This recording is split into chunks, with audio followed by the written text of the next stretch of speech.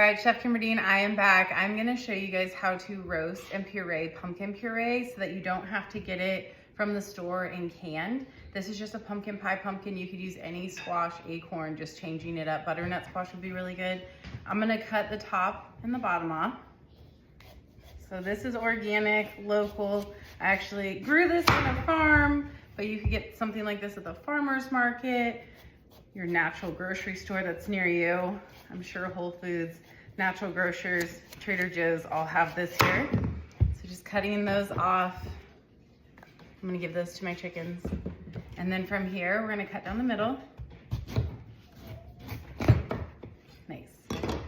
And then we just scoop these out, and I'm gonna scoop them into my compost. And again, I'm gonna feed these to my chickens. You could save these and roast the seeds if you wanted to. Just go ahead and get all that stringiness off. I'm just gonna use a big spoon here. So why I like to do this, one, it's cheaper organic for pumpkin puree. It makes my house smell really good. I can kind of switch up the different purees I'm using for whatever I'm gonna cook with this. But also too, those canned pumpkin purees are usually lined with plastics now. So you're getting plastics, heavy metals, aluminum, all these things you don't want in your body. So this is just a nice way to have control over what you're gonna be putting into your body. So I'm just gonna keep scooping this out and getting the majority of all of the stringiness, the fibers, and I definitely wanna get all of the seeds out of here.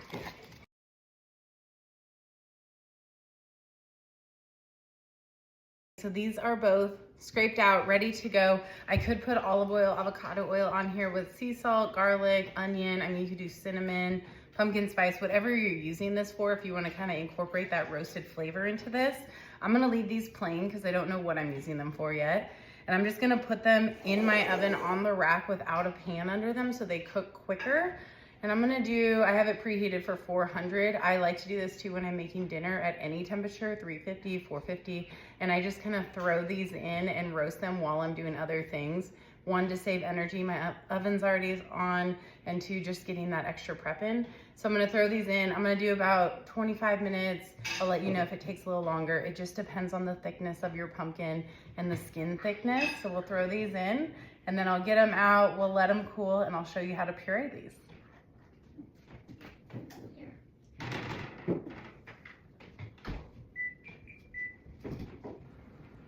My pumpkin timer just went off, so I'm gonna grab this out of the oven now.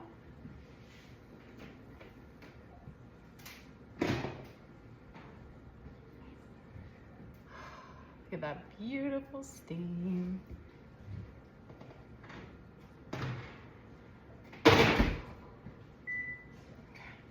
So this is beautiful. It took about 45 minutes, so just wait until yours is ready to go, but it should be really soft, pliable. This is all nice and soft. It's gonna blend really easily. You'd rather overcook it than undercook a pumpkin because it is really hard to blend hard chunks. And then I'm gonna let this cool. I'm gonna go teach yoga, so when I come back, I'm gonna show you how to puree this, and then I'm gonna show you this week how I'm gonna use the puree in different savory, breakfast, dinner, sweet dishes. We'll be back. All right, I'm back. These have cooled. I just did yoga, showered in different Halloween pants because you got to celebrate the season, right? These I actually let cool in the warm oven. I turned it off when I left for yoga and just let this cool just so that it could get even softer because it's just going to blend better, right? And it's really, really soft. You can see when we press into the skin, it stays with that dimple in there. So I'm going to take a metal spoon, one that you could use one that's smaller. This one's just really big. And I just kind of fillet, if this was a fish, that pumpkin puree right out of the skin. And I'm gonna use a food processor today. You could use a Vitamix or a Ninja. I just kind of want to show people, or all of you, what a food processor looks like when they use it. And these are actually really cheap now. When I first started cooking all this healthy stuff and I had to start blending a ton of things, I had to buy a food processor. There were no Vitamixes or Ninjas or high-powered blenders, and they were really expensive. Now they're not so expensive. So just getting it all the way to the skin. Get that in there. And then I actually feed the skin to my chickens. You could compost it. You could use it in your stock if you wanted to, if you make homemade stock. All right. So I'm just gonna continue here getting all this out of these pumpkins.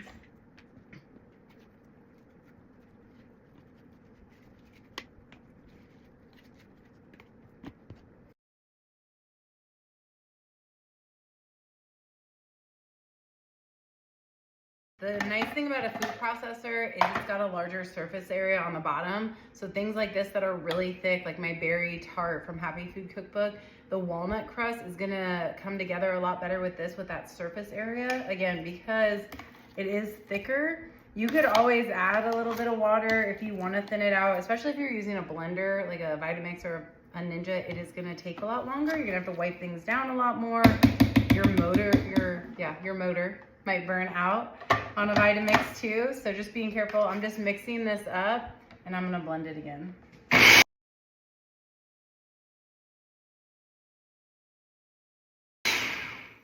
Perfect, so that is it. Sorry, I'm throwing things here. But that is gonna be, look at that, it is so good. Look at that pumpkin puree. Perfect, right? It's just pumpkin puree without the plastics from the can, without having to spend so much money on one can. I think it's like $3 or $4 now for organic pumpkin puree. And I just made that so quick, and it's more nutrient dense. So make your own pumpkin puree. I'm gonna put this in an airtight container, probably mason jars, and then I'm gonna freeze them, and they will last in my freezer for 6 to 8 months. Again, you could do any squash like this, but it's so easy to make your own puree.